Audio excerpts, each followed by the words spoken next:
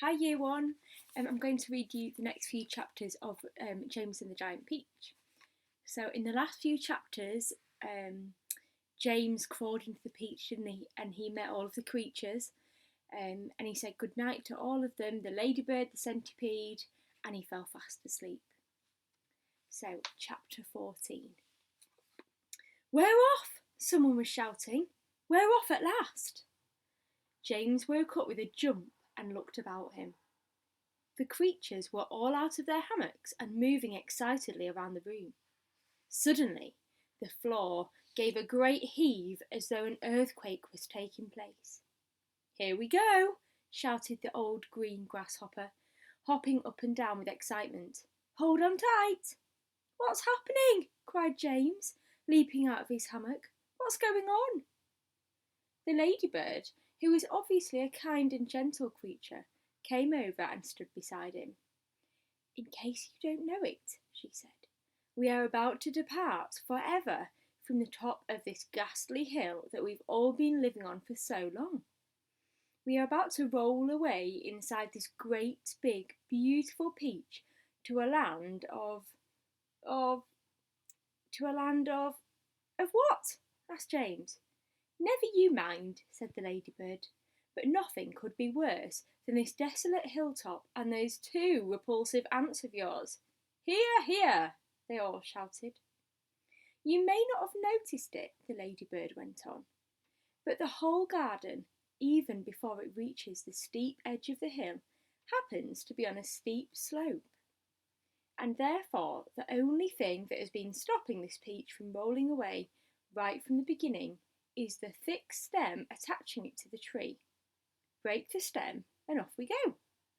"Watch it!" cried Miss Spider, as the room gave another violent lurch. "Here we go!"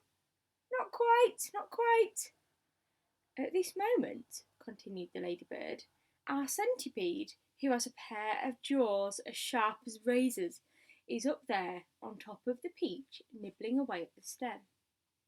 In fact, he must be nearly through it, as you can tell from the way we're lurching about. Would you like me to take you under my wing so that you won't fall over when we start rolling?" "That's very kind of you," said James, "but I think I'll be all right." Just then the centipede stuck his grinning face through a hole in the ceiling and shouted, "I've done it! We're off!" "There he is." "And who knows where it will end," muttered the earthworm. "If you have anything to do with it, it can only mean trouble." "Nonsense," said the ladybird. "We are now about to visit the most marvellous places and see the most wonderful things. Isn't that so, centipede?" "There is no knowing what we shall see," cried the centipede. "We may see a creature with 49 heads who lives in the desolate snow, and whenever he catches a cold, he has 49 noses to blow. We may see the venomous pink-spotted scrunch who can chew up a man with one bite. It likes to eat 5 of them roasted for lunch and 18 for its supper at night. We may see a dragon, and nobody knows that we won't see a unicorn there. We may see a terrible monster with toes growing out of the tufts of his hair. We may see the sweet little Biddy Bright hen, so playful, so kind and well bred. And such beautiful eggs. You just boil them, and then they explode and they blow off your head. And you and a rhinoceros surely you'll see that the ginormous and horrible gnat, whose sting when it stings you goes in at the knee and comes out through the top of your hat. We may even get lost and be frozen by frost. We may die in an earthquake or tremor. Or nastier still, we may even be tossed on the horns of a furious dilemma. But who cares? Let us go from this horrible hill. Let us roll, let us bowl, let us plunge. Let's go rolling and bowling and spinning until we're away from old Spiker and Sponge." 1 second later, slowly, almost gently, the great peach started to lean forwards and steal into motion. The whole room began to tilt over, and all the furniture went sliding across the floor and crashed against the far wall. So did James and the ladybird and the old green grasshopper and Miss Spider and the earthworm and also the centipede, who had just come slithering quickly down the wall. That was the end of chapter 14. So, chapter 15. Outside in the garden, at that very moment, Aunt Sponge and Aunt Spiker had just taken their places at the front gate, each with a bunch of tickets in her hand, and the first stream of early morning sightseers was visible in the distance, climbing up the hill to view the peach. "We shall make a fortune today," Aunt Spiker was saying. "Just look at all those people. I wonder what became of that horrid little boy of ours last night. He never did come back in, did he? He probably fell in the dark and broke his leg, or his neck. Just wait till I get my hands on him," Aunt Spiker said, waving her cane. "He'll never want to stay out all night again by the time I've finished with him. Good gracious me! What's that noise?" Both women swung around to look. The noise, of course, had been caused by the giant peach crashing through the fence that surrounded it. And now, gathering speed every second, it came rolling across the garden towards the place where Aunt Sponge and Spiker were standing. They gaped, they screamed, they started to run. They panicked. They both got in each other's way. They began pushing and jostling, and each one of them was thinking about saving herself. Aunt Sponge, the fat one, tripped over a box that she'd brought along to keep the money in, and fell flat on her face. Aunt Spiker immediately tripped over Aunt Sponge and came down on top of her. They both lay on the ground, fighting and clawing and yelling and struggling to get up.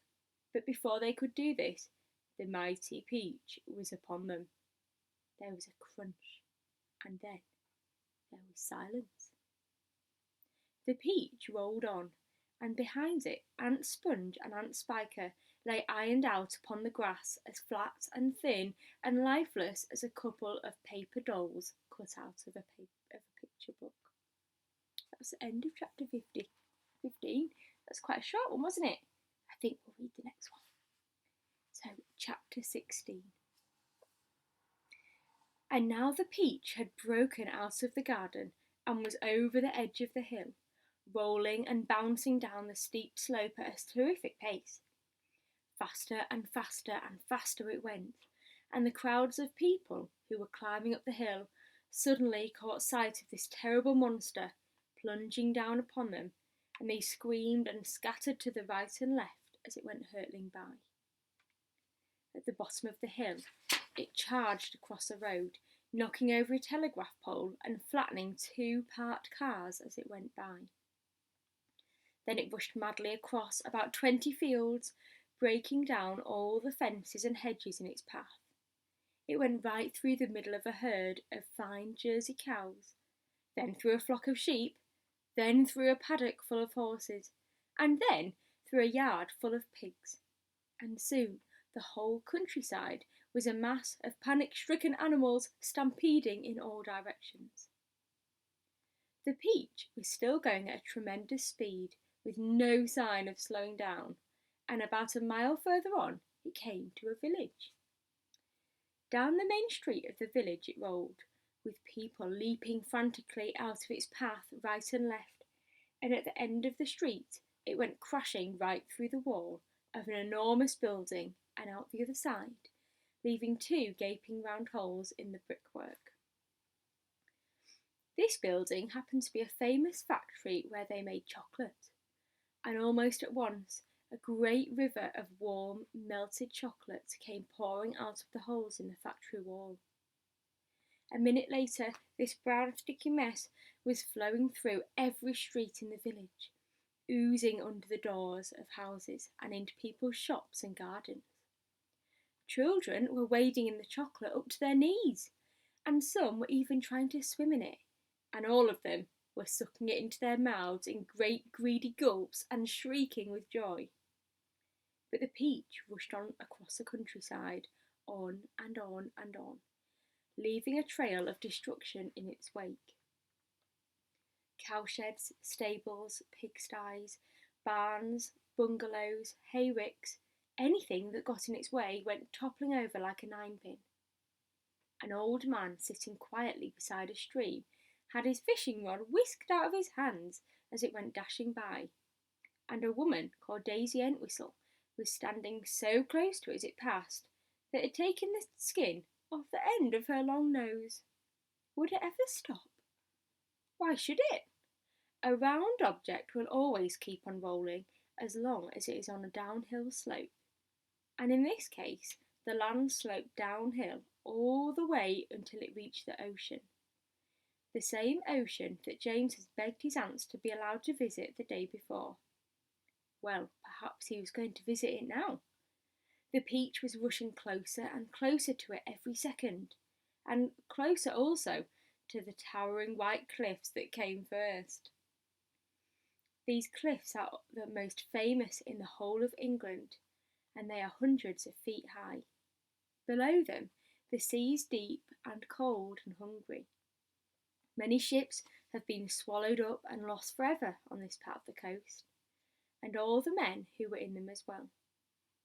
The Peach was now only a few hundred yards from the cliff, now 50, now 20, now 10, now 5, and when it reached the edge of the cliff, it seemed to leap up in the sky and hang there suspended for a few seconds, still turning over and over in the air.